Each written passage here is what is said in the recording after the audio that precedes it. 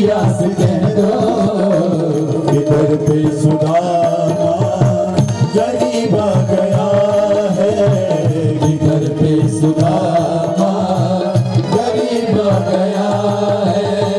भटकते भटकते न जाने कहाँ से, भटकते भटकते न जाने कहाँ से तुम्हारे महल के करीब आ गया है, तुम्हारे महल के करीब आ गया है।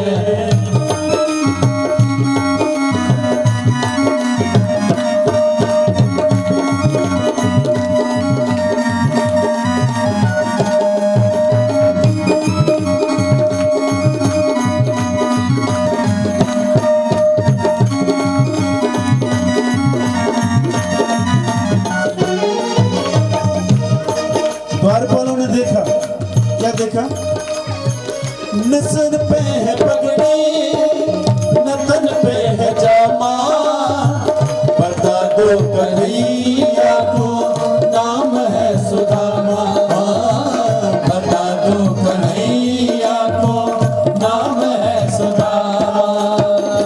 न सर पे है पगड़ी न तन पे है जामा, बता दो कन्हैया को नाम है सुदामा।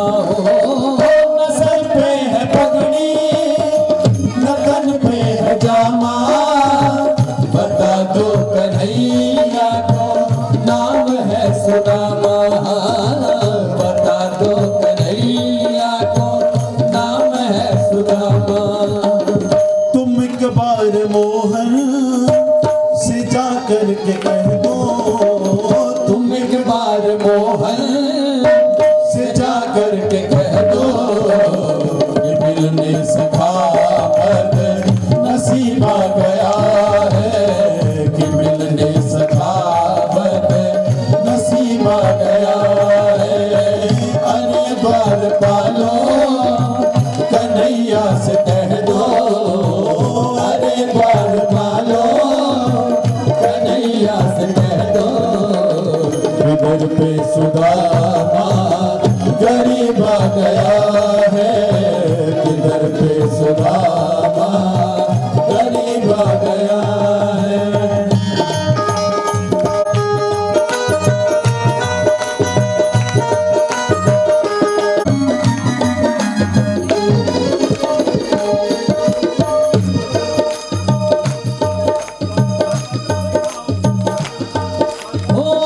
सुनते ही दौड़े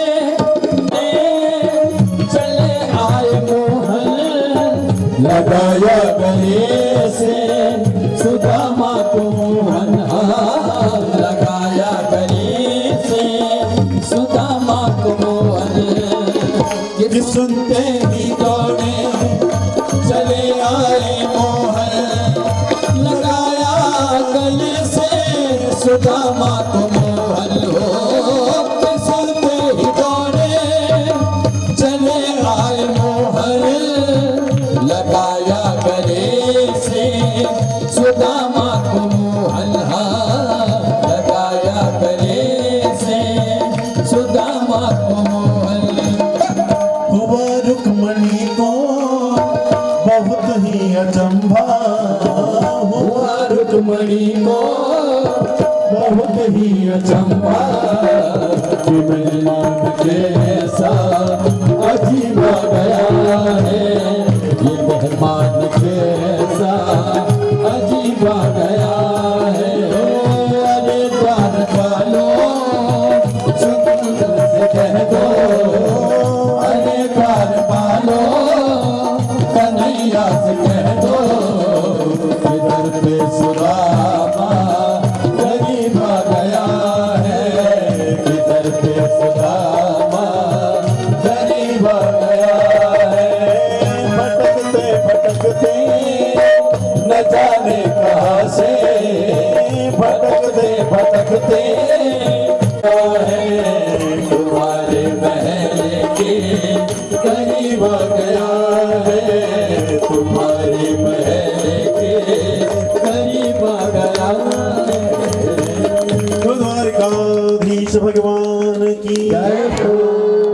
सुदामा जी जैसे ही मुख्य द्वार पर पहुंचे, एक केशव भगवान के बड़े भक्त हुए, तो उन्होंने बड़े दिव्य भगवान की कथा को, चरित्र को अपने पद में गाया है। तो द्वारपाल जैसे ही भगवान के पास पहुंचा तो द्वारपाल ने कहा, शीस पगान जगातन में प्रभु, जानी को आई बसे के ही ग्रामा, धोती फटी सी लटी दुपटी और पायो पान की नहीं सामा, द्वार खड़ियो दुग्गज दुर्बल देखी, रयो चकिसो वसुधाभिराम, पूछत दीन दयाल को नाम, बतावत अपनो नाम सुदामा। द्वारपाल ने जैसे ही बताया कि हे प्रभु ऐसे ऐसे ब्राह्मण है, न सर पर पगड़ी है न धोती है, एक ही धोती है, इसको ऊपर से लपेटा हुआ है, और बताया कि सुदामा है। जैसे ही पूछा, जैसे ही बताया कि सुदामा, भगवान दौड़ करके गए, गले से लगा लिया, रोने लगे, अरे मित्र धन्य है, आज कैसे आ गए। भगवान ने स्वयं अपने आसन पर सुदामा जी को बैठाया। अद्भुत प्रेम। श्री तब वो भक्त कहते हैं, जैसे ही सुदामा जी को देखा, भगवान चरणों पर बैठ गए, चरणों की सेवा करने लगे। अरे मित्र, बहुत दूर से आए हो ना, पांव थक गए होंगे, पांव दबाने लगे। तो जैसे ही पांव को देखा, देखी सुदामा की दीन दशा, करुणा करके करुणा निधि रोए, पानी परात को हाथ छुयो नहीं, नैनन के जल से पग धोए। पाँव को देखा, अनेक कांटे लगे हुए हैं, इनमें छाले लगे हुए हैं, रक्त बह रहा है।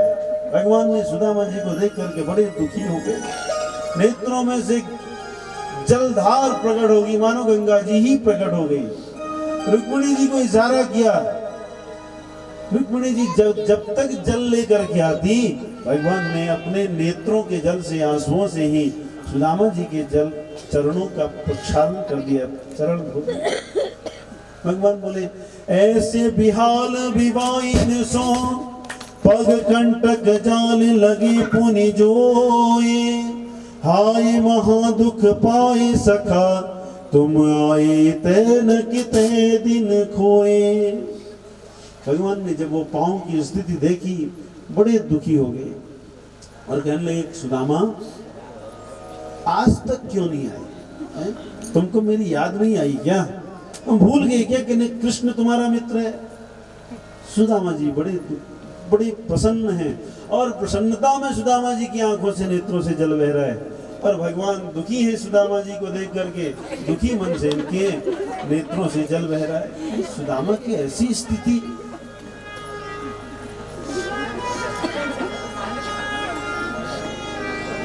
और सुदामा जी बड़े प्रसन्न हैं, देखो इतना बड़ा राजा हो करके भी इसने मुझे अपना मित्र आज तक भी पहचान लिया, जान लिया, बड़े प्रसन्न हैं।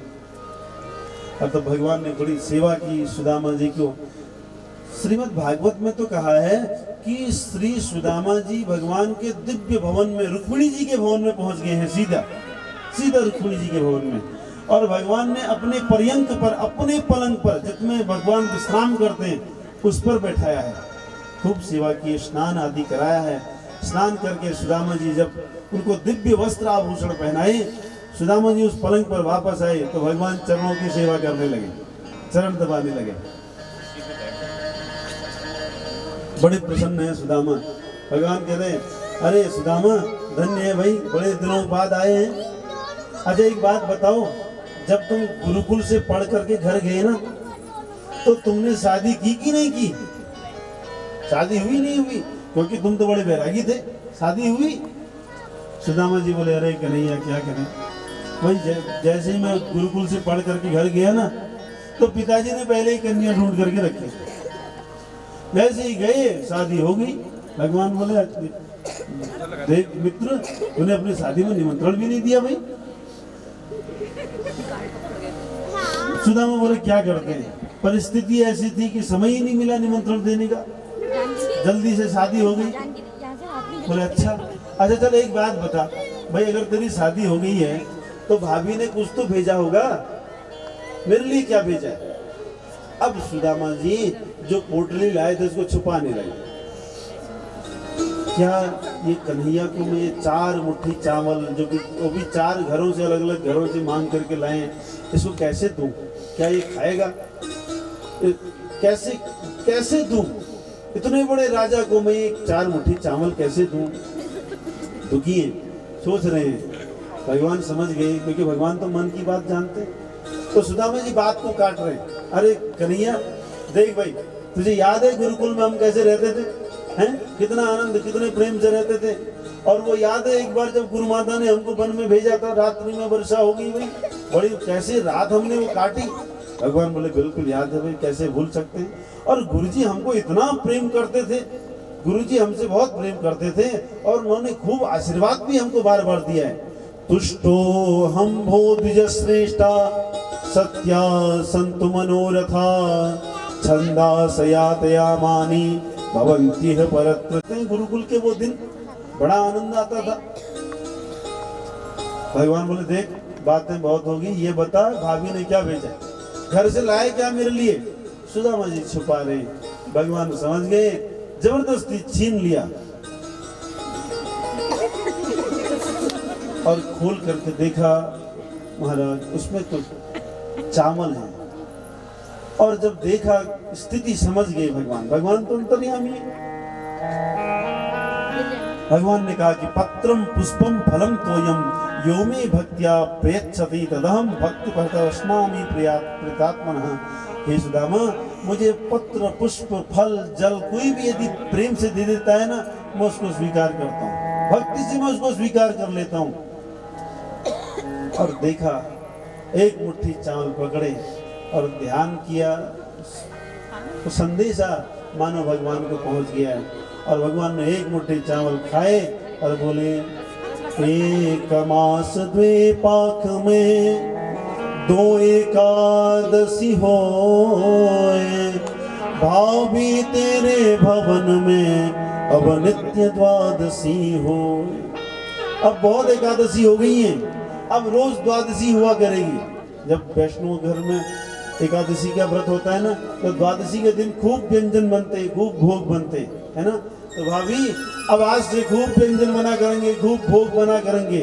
और मन ही मन विश्वकर्मा जी को आदेश दे दिया, जाओ सुदामा जी के यहाँ ऐसे दिव्य भवन का निर्माण कर दो कि जैसी द्वारिका में है। इधर भगवान दोबारा दूसरी मुट्ठी उठा करके चावल खाने लगे, तो रुक्मिणी जी ने हाथ पकड़ लिया। बोले, हे प्रभु आपको चावल नहीं खाने चाहिए, हाथ पकड़ दिया। संत लोग इसका बड़ा अर्थ करते हैं। कोई कहते हैं भगवान ने कच्चे चावल रुक्मिणी जी ने इसलिए नहीं खाने दिए कि कच्चे हैं, प्रभु खाओगे तो पेट खराब हो जाएगा। कोई बोले नहीं नहीं, इसलिए नहीं खाने दिया, इसलिए नहीं खाने दिया कि प्रभु ये ब्राह्मण देवता का लाया हुआ प्रसाद है, पूरे परिवार में थोड़ा थोड़ा पहुंच जाए। इतना बड़ा परिवार है, 16,108 तो रानी है, तो इसलिए प्रसाद सबको बंटना चाहिए। रुक्मिणी ने वो चावल ले लिए। भगवान ने कहा देखो ये प्रसाद सब तक पहुंचना चाहिए। सुदामा जी बोले, कन्हैया एक बात बता, भाई तेरे घर में आए हैं, अब ये बता कि तूने शादी की कि नहीं की? कृष्ण बोले, देख भाई अब हमारे घर में आया है तो क्या बताएं, तेरे को मिला ही देता हूँ सबसे। रुक्मिणी जी को आदेश दिया, बोले सबको बुलाओ। रुक्मिणी जी ने सबको बुलाया। सबसे पहले रुक्मिणी जी आई, प्रणाम किया। बोले महाराज मैं रुक्मिणी आपको प्रणाम करती हूँ। सुदामा बोले ये कौन है? बोले ये हमारी धर्मपत्नी है रुक्मिणी।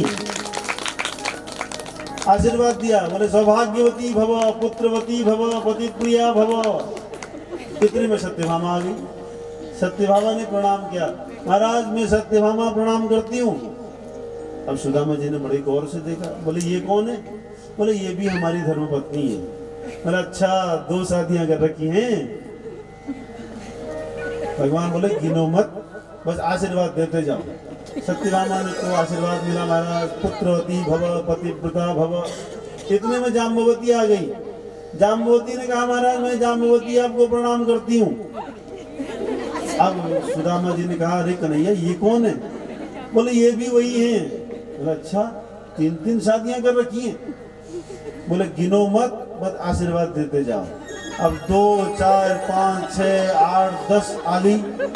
सबको आशीर्वाद मिल रहा है, पुत्रवती भव पतिप्रिया भव सौभाग्यवती भव। 100 आ गई। सुदामा जी ने कहा कन्हैया कितनी शादी कर रखी है? भगवान बोले जितनी भी हैं सब लाइन पे सब आ रही हैं, सबको आशीर्वाद देते जाओ। अब सुदामा जी का गला थक गया, आशीर्वाद देते देते 2000 आ गई। अब कह रहे भव भव भव। अब 5000 आ गई।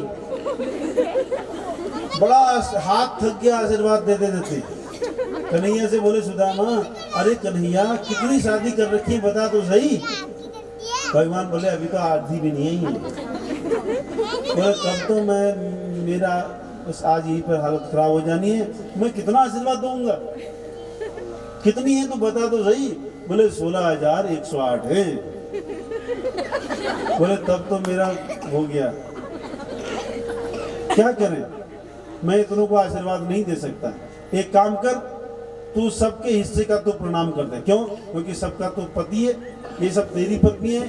मैं तुझे ही आशीर्वाद देता हूँ, तेरे माध्यम से सबको आशीर्वाद मिल जाएगा। भगवान को आशीर्वाद दिया, बड़े प्रसन्न हो गए। रात्रि बीत गई, दोनों में आपस में चर्चा करते करते रात बीत गई। प्रातःकाल हुई। सुदामा जी बोले देख कन्हैया बहुत हो गया, मेरा तुझसे मिलने का मन था, मिल लिया, अब मैं वापस जाना चाहता हूँ।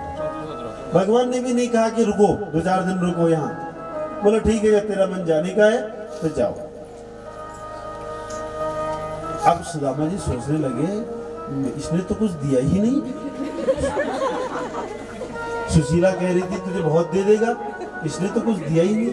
अच्छा एक काम करता हूँ, एक बार इसको याद दिला देता हूँ सुशीला की, क्या पता सुशीला के नाम से कुछ मिल जाए, कुछ दे दे। तो कहा सुदामा ने अरे कन्हैया एक बात बता, जब जाऊंगा घर जाऊंगा सुशीला से क्या कहूंगा? कन्हैया बोले सुदामा जब घर जाएगा ना तो भाभी को राम राम बोलना। और कुछ? बोले नहीं, हाँ जब अगली बार आएगा ना तो भाभी जी को जरूर लेकर के आना, बस। बोले बस? बोले हाँ बस। अब मैं जाऊं? बोले जाओ। श्री भगवान सुदामा जी को छोड़ने आए और भगवान का चिंतन करते हुए सुदामा जी चल दिए।